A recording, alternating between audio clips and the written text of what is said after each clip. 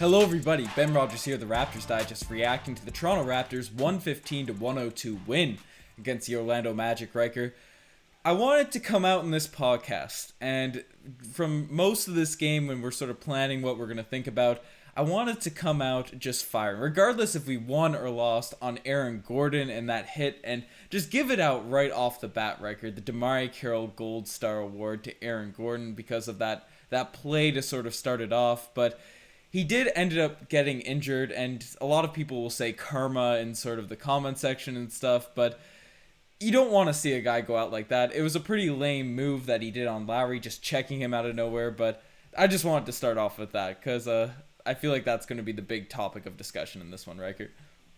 Sure, dud move, but yeah, I don't like the comment to say karma. He had an injury. This is a legitimate NBA player. This is his career. You don't wish anybody to go down. We saw the take when he was headed back to the locker room in the hallway there. He's had a sizable egg on his ankle, so hopefully he has a speedy recovery. And it was a cheap shot that Lowry had on him during the bubble as well when he kind of grabbed his arm.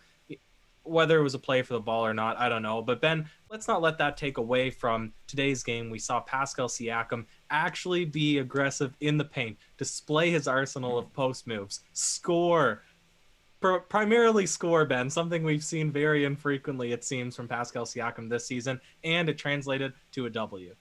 Yeah, no, this was a massive bounce back game for Pascal Siakam. As we mentioned the last one, he's been up and down. He's had these games where he's just completely been in the backtrack for this team. But in the last game and tonight, he's just put the three-point shots to the side because they haven't been going in as of late. And he's looked a lot more aggressive, going to the rim, posting up, attacking. And obviously there aren't necessarily the greatest rim defenders, in paint defenders with Vucevic over there on the Orlando Magic. But he took 28th, apparently. 28th in paint defense? Yep, and blocks. And blocks, yeah. So Pascal Siakam took advantage of that, whether he had a really big guy on someone smaller and just posted up, got right to the rim, had some really nasty plays in this one. And I really like Pascal Siakam's attacking mindset, because this is what is his bread and butter. This is what got him his max contract. These are the things that he was doing, the hustle, the energy. He got a couple steals tonight. He was running the floor, and he's finishing above and around the rim. So these are the things that made him that valuable asset to the Toronto Raptors. The three-point shooting, the fadeaways, all that sort of stuff was just sort of icing on the cake for that stretch of last season. But you love seeing Siakam do the things he's really good at. Absolutely, Ben. If you're going to have guards defending you for a majority of the game, you have to punish them on the low block. If you're going to have bigs guarding you, you have to beat them with your quickness. You don't need to settle for threes yet. Giannis Antetokounmpo, he went 3-4 seasons before he really started expanding his range, Ben. So there's no reason Pascal Siakam can't follow in a similar mold. I really like this game from him. I also want to say that on the flip side, well, he was plus 27 and plus minus, Ben. I want to say on the flip side, there was also some terrific defense being played from one Aaron Baines against Vucevic. But before I say that, Ben, you and I, we recently had a chat. We've gone, 3 years in this podcast, and we just now have realized that likes actually make a difference. So, we realize a lot of people watch this, not a lot like, so we would appreciate it. One, if you are a fan of the Raptors finally getting a W, hit a like. And two, if you think that this win streak might continue, or if you like what you saw from Pascal Siakam, hit a like down below, helps us out. But Ben, Aaron Baines, so Nikola Vucevic, he's always been really a fantastic big in the East. He's averaging 23 points on 48% from the field this season. And today he shot 27% and only 15 points. I want to give some props to Aaron Baines, who we've criticized heavily this season on both ends of the floor. Yeah, and was it Baines, Riker, or was it the ghost of Marc Gasol that came in and just shook Nikola Vucevic, as you mentioned, is having a remarkable season for the Orlando Magic this year, but he would go in the paint. Now, he had some nice plays. He did score 15 points, and down the stretch of this one, he actually had some nice shots, or at least in the fourth quarter, but he was going in. He was tentative going around the rim, but you certainly got to give some credit to Aaron Baines, the Raptors' defense, the strategy to sort of lock him up, because when Terrence Ross isn't hitting from three, I guess Cole Anthony had a strong game tonight as well. Vucevic is their only real source of offense, and overall, I thought the Toronto Raptors defense was really strong tonight. They carried over that fourth quarter against the Sacramento Kings into this game here, because that's been the real sort of underrated, overlooked issue with this team. We still have a lot of guys. We have a lot of on-ball defenders who are playing well. Stanley Johnson's stepped up. Yuta, OG when he's out there, Norm, Fred. Like, our on-ball players are strong, but overall our team defense has really struggled at times this year. So I think that's a big reason for our losing record right now. And the fact that that looked tight from the first quarter to the fourth quarter tonight, even if it's against an Orlando Magic team that has been, I think they've dropped 11 of their last 13 games now since Fultz has gone out. It's still a positive sign because solid defense translates to whether you're playing the 30th team or the first team. Yeah. That's a perfect way to put it. The Raptors have a good collection of individually talented defenders. They just need to string that together, and they need to maintain focus because the Raptors, they've had a habit of coming up really slow in the first quarter or having a good first quarter and then really losing momentum in the second or the third. You know, there's been big chunks of basketball this year at different points during the game where they seem to take their foot off the pedal. So there's really no excuse for that. Yeah, sometimes your shots aren't going to go down. Sometimes the playmaking won't be quite there. But when you have a collection of guys that have as much length, strength, and defensive ability that the Raptors do, they should really be one of the top defensive teams in the league, Ben. Yeah, the personnel is there, so it's really kind of perplexing just watching these stretches where we just let teams go on barrages of threes, get into the rim at will. So, and I think a big part of this, and a guy that's getting a lot more minutes right now, I guess two guys. Yuta's been in the rotation for a little bit now recently, but DeAndre Bembry came out and had a really strong game tonight. 12 points, couple of really nice dunks, some finish around the rim. And the thing that I really liked about his game tonight was his cutting. We know he's a hustler. We know he defends, he gets down, he's grinding. But with Norman Powell and OG Anunoby out, he's really had his sort of way on the offensive end to just run throughout the floor, get a couple threes. I think he had 1 3 tonight, and he's in the past couple games, I don't know if he shot that many, but when they go up, they look like they're going in. But the way he just reads the game and his defender's back is turned to him, he immediately runs to that net. And guys like Lowry, even Siakam's throwing a couple of backdoor passes to him. So you know when guys that aren't known for their passing are hitting those open ones to you, you're doing a really good, strong job at cutting. And this is what DeMarre Carroll was brought in. I don't want to bring his name up because, you know, the curse and the gold star, but this is what he was brought in to do. And I always hone back to the first 5 games he was with the team before he suffered all those myriad of injuries. He was a guy that did a really good job at just cutting, especially when he was at the Hawks. And I guess Bembry, also coming from that Hawks organization, looked really strong for his feel of the game. And yeah, I was really intrigued with his performance tonight.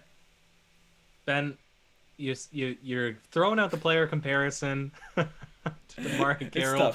Let's hope he doesn't suffer the same fate, because I don't know if the DeAndre Bembry Gold Star Award has quite the same ring to it. He definitely doesn't have the notoriety that we brought DeMarre Carroll in, and that huge contract as well that he had. So the unfortunate thing about Bembry is he could play as well as he wants, but because I thought that he was maybe more similar to the size of Hustleman Chap, but it seems like he's more, I would say, of a 2-3. And so when OG comes back, when Norm comes back, the way Stanley Johnson has been playing, Stan the Man, the Stanimal, they've all, they're all kind of locks as rotation pieces. So that's why Utah's going to get much more of a chance if he keeps displaying, good sort of sound offense and defense. Whereas DeAndre Bembry, in my opinion, he can play as good as he wants, but we're pretty heavy at that 1-2-3 position, Ben.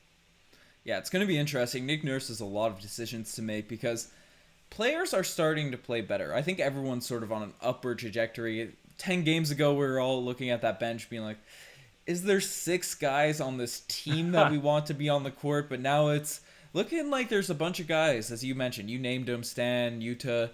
TD's coming out and scoring a bunch, even though his defense still looks a bit spotty at times.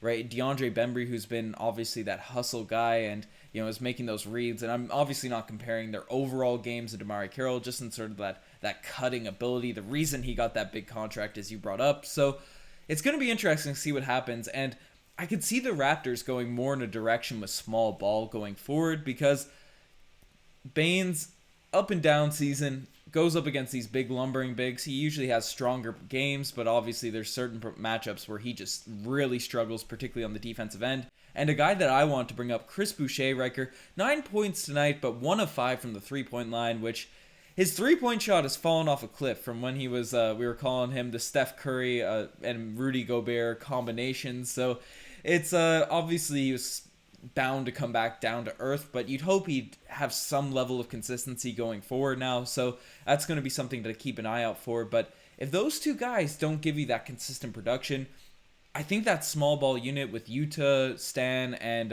Bembry, all those guys, OG Anunoby coming back, I think that will be the direction we're probably going towards now in the future. Maybe. And I want to make this distinguishing point, though, Ben. We highs we want on these bench guys, but it was a close game against the Kings, who have been struggling. The Raptors only managed to get 1 out of 2 against the very depleted Miami Heat. This game, thankfully, wasn't close. But once we start playing actual top-tier, playoff-tier talent, such as the Celtics, the Nets, the Bucks, the 76ers, how much of an impact can these guys have coming off the bench? Can Yuta still hold his own, right? That's the thing that I would hope that they're able to kind of find their footing as the Raptors progress, because even if the Raptors sneak into the playoffs, which we both expect that they will, it's fine for us to say right now, oh, this small ball lineup looks way better. But if it only looks better against these bottom feeder teams, then we might struggle. We might rather have Aaron Baines out there. I don't know. I don't know how it's going to play out, Ben, but regardless, I don't want to take away from this win because it was still fun, despite it being an Orlando Magic game, which is among the most boring of the entire NBA. You get to see your guy Terrence Ross, Riker, so that's always an exciting. He's not even time, memeable anymore. Shout out T Ross. Where's the sauce, T Ross? But before we swing into the segments, to build off that point that you brought up, obviously this is the Orlando Magic. We're coming off a 3-game losing streak. We don't want to get too carried away with this win, but there are things that, and whether either way, loss, win, it's still positive that we got the win. But Kyle Lowry, I think, had a really strong game tonight. Is particularly just running the offense. 15 assists, 12 points, missed a few shots, 2 of 9 from the 3-point line. But the one guy that I think has been a bit overlooked in terms of his consistency this year, or inconsistency, so to speak, is Fred VanVleet. Because when he's bad, it's not to the point where you look at it, because when Norman Powell has a bad game, so to speak, you notice. You notice him on the court sort of forcing things, completely messing up, driving into 4 people. Fred VanVleet doesn't have that case, because he only takes good shots, which is a reason Fred VanVleet is a nice player to have on this team, because he doesn't make that many poor decisions. But he has had a lot of games this season where he's 1 for 7 from the 3-point line. Doesn't really get the rest of his game going. He's not a high assist guy, especially playing with Kyle Lowry out there. So does that worry you, even against a team like the Orlando Magic? Fred is still having these down games, because I think he's had the highest highs for the Toronto Raptors this season, but there's been a large chunk of this season, intermittently, where he just has these bad shooting nights. Yeah, well, it was either in the loss against Indiana or the loss against the Sacramento Kings where he was 2 for 17. And we didn't give him the DeMarre Carroll Gold Star for that performance because we said, same thing as you, he did the rest of his job correctly. And the shots that he had, he wasn't putting them up. He wasn't forcing them up. You're right. He takes those open threes. He takes good shots. A lot of them he's getting blocked when he's trying to, draw fouls in the lane. And I at least admire that he's still trying to be aggressive instead of shying away. But I definitely agree with you, Ben, where we're really struggling, the Raptors, to find consistency from any of the players this season. So if Fred VanVleet can't even be a consistent 15 to 20 point per game guy, we're going to have to rely super heavily on Terrence Davis stepping up one night and OG stepping up another night. And those aren't guys that you can rely on when you're playing top tier talent, again, like Boston, like Philadelphia, right? Yeah, that's what I want to bring up. It's not going to be an issue when we're playing these lower tier teams, especially if we keep that defensive energy up. Honestly, I think if we just keep that level of defense, we'll be a middle to pack Eastern Conference team. I think we're only 2.5 games back of the 6th seed or something right now, and there's a lot of season to be left to play. So I think the Raptors could even potentially make their way into the upper seeds, but that's something to look way down in the future. But playing against those good teams, that's where the issue comes in. That's where you need your Freds, your Siakams, your Lowrys, your OGs to really give you consistent production. So we'll see how that is going forward. Tough to tell after one Orlando Magic game tonight where we've kind of bounced back and stuff. So interesting to see. But Riker, we got to swing into the segments. And tonight, the spicy P-lay of the day. Maybe the best spicy P-lay day or spicy P-lay of the season specifically from Pascal. But this guy, we were talking about at the start of the year, he was kind of looking sluggish, kind of looking lethargic. not dunking at all. He was afraid to finish around the rim and stuff, but he had a nasty yam over, I believe it was Aaron Gordon in this one. I think he missed a shot on the possession before, but then he said, I'm yamming this down, and really, really exciting to see Pascal put someone on a poster. Ben, he had a plethora of moves down in the paint this game, and it wasn't just spins. He had up and unders, he had euros, he had contested straight line drives. I thought he really displayed it all this evening, and this is what he should be able to do night in and night out. When he gets those little bunnies in the lane, even if he's not that much taller than the person, he should have good enough touch now, taking so many shots over the past 3 seasons in that area of the court, right? Yeah. That's better than him taking those mid-range fadeaways. Even if it's a more open shot, it's just a statistically harder shot to make. So I would prefer him 10 times out of 10 to be banging down in the post and throwing up little baby hooks, because he displayed it this game. He should be able to make them. Yep, great game for Pascal Siakam. This is one of his better games this season. He's had a couple where he's shown a lot. Hopefully he can string together a few right in a row. That Kings game was pretty encouraging as well, but not all plays can be the spicy Pele of the day. Some just make you say, oh, geez, Ryker. And do you have one in mind? I don't, Ben. There was one play. There was one play where it was a typical Kyle Lowry play. Something completely messy, and he just gets it.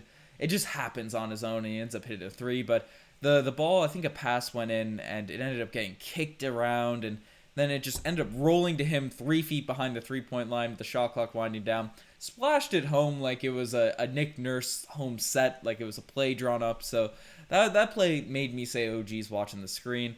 I don't know if everyone would have caught that, but I don't know. There was 2 plays that made me say, oh, geez, and the second one I want to just give it to the DeMar Carroll Gold Star Award right away, and I mentioned it earlier on in this one, but Aaron Gordon giving that cheap shot to Lowry, I wanted to come out and flame him.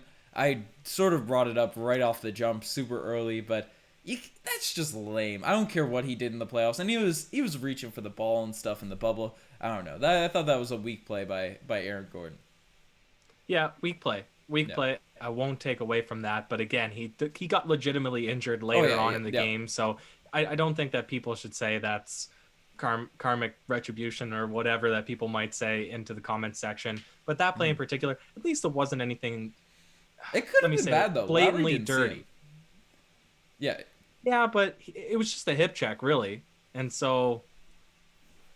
It wasn't like a play where it's going to be a high risk of injury. I'm not trying to defend Aaron Gordon. That's not what's happening right now, Ben. I'm just saying of the realm of possibilities of how you can get a cheap shot into a guy to sort of get your revenge. This, on the spectrum, fall relatively on the, easy side.